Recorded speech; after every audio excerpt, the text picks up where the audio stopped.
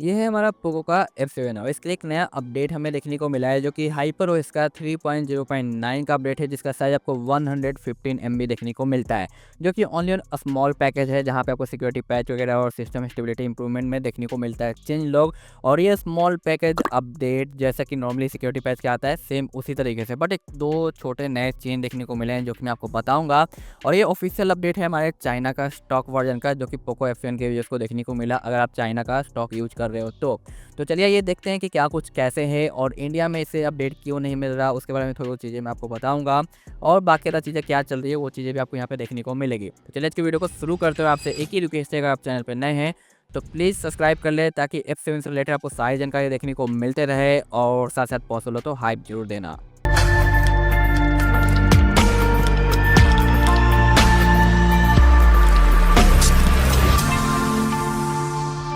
पे आप देख सकते हो कि मैंने हाइपर 3.9 के ऊपर यानी 3.0.9 के ऊपर अपडेट कर रखा है जहां पे आपको नवंबर का सिक्योरिटी पैच देखने को मिलता है। और ये काफ़ी ज़्यादा बुरा हाल है पोको के F7 से रिलेटेड क्योंकि हमारा पोको का F6 जिससे अभी भाई आए हुए काफ़ी टाइम हो चुका है और इसे भाई ऑन टाइम बिल्कुल ही point to point security patch का अपडेट मिलते हैं, हर एक अपडेट में से कभी डिले नहीं होता। वहीं पे ये न्यूली लॉन्च हमारा पोको F7 जो है इसे भाई अपडेट के मामले में काफ़ी ज़्यादा झेलना पड़ता है क्योंकि यहाँ पे आप देखो ये खुद का चाइना का ओरिजिन डिवाइस के अंदर जो अपडेट आया है इसके अंदर भी आपको नवंबर का ही सिक्योरिटी पैच देखने को मिल रहा है। तो जब ये खुद के कंट्री में खुद के डिवाइस को इतना लेट सिक्योरिटी पैच प्रोवाइड कर रहे हैं तो भाई बाकी सोचो अदर कंट्री का क्या हाल होगा। आई डोंट नो ऐसा क्यों हो रहा है हमारे जो पोको F7 के साथ। वहीं पे जो हमारा सिक्योरिटी पैच के मामले में पोको F6 है जो कि ग्लोबल का, इसे ऑन टाइम ग्लोबल इंडिया में अपडेट मिलता है और कभी भी इसके साथ दिक्कत नहीं होता, भेदभाव नहीं होता, जबकि इस डिवाइस के साथ भेदभाव होता है। तो कुछ ना कुछ इंटरनल चल रहा है और इसका एक ग्लोबल का अपडेट आया था, साथ साथ इंडिया का भी अपडेट आया था, दोनों अपडेट सस्पेंड कर दिए गए थे। उसके बाद इसका कोई अपडेट देखने को नहीं मिला, लेकिन हाँ बाकी जितने भी रेडमी और Xiaomi के डिवाइसेज है एंट्री लेवल वगैरह के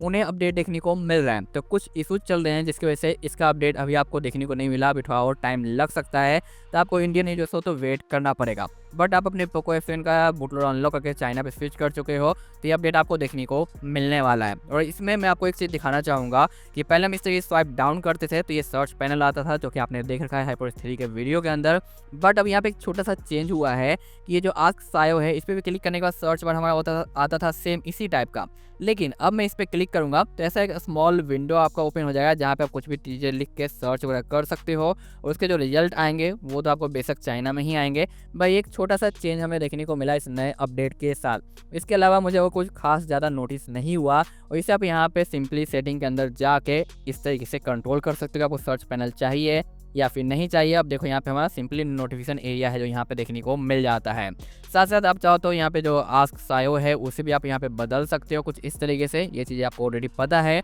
लेकिन यहाँ पे आप देखोगे कि मैं लॉन्चर को अपडेट कर रखा हूँ, अपडेट करने के बाद ये नया वाला रिसेंट पैनल देखने को मिलता है जो कि काफ़ी ज़्यादा खूबसूरत है क्योंकि ये ऑफिशियली आया है। और ये भाई नॉर्मल तरीके से ऑफिशियल मेथड के तरीके से हम बात करें तो हाइपर 3.1 के साथ आपको देखने को मिलेगा, लेकिन इसके ऊपर मैंने ऑलरेडी वीडियो दे रखा है जो कि आपको वीडियो देखने को मिल रहा है हाइपर OS का जो स्टैक रिसेंट पैनल है जिसमें मैंने बता रखा है कि आप कैसे CMD का यूज करते हो विदाउट रूट के नॉन सपोर्टेड डिवाइसेज में इस लॉन्चर को यूज कर सकते हो जहाँ पे काफ़ी अच्छे तरीके से परफॉर्म करता है। तो उस वीडियो को चेकआउट कर लेना जो कि 1 डे पहले ही मैंने दिया है ताकि आप लॉन्चर का बेनिफिट ले पाओ। और ये है हमारा लॉन्चर वर्जन जो कि आप यहाँ पे देख पा रहे हो और इसका लिंक आपको मेरे टेलीग्राम के चैनल पे देखने को मिल जाएगा जिसका लिंक इस वीडियो का डिस्क्रिप्शन में होगा, जहाँ पे आप जाके इसे डाउनलोड कर सकते हो और अपने फ़ोन के अंदर अपडेट कर सकते हो जो कि बिल्कुल ही सही तरीके से काम करता है। बाकी अगर हम गैलरी के अंदर इन करते हैं तो गैलरी में आप देखोगे कि मेनू पे आने के बाद मोर पे जाने के बाद यहाँ पे जो आइकन है ये पहले हमें देखने को नहीं मिल रहे थे, सिस्टम ऐप अपडेट के बाद मिल रहे थे, बट अब ये नॉर्मली आपको यहाँ पे देखने को मिल जाता है क्योंकि मैंने कोई भी सिस्टम ऐप का अपडेट यहाँ पे नहीं कर रखा है। तो ये आपको नॉर्मल तरीके से यहाँ पे देखने को मिलता है। और इस अपडेट के साथ जो हमें पोको लॉन्चर का वर्जन देखने को मिला है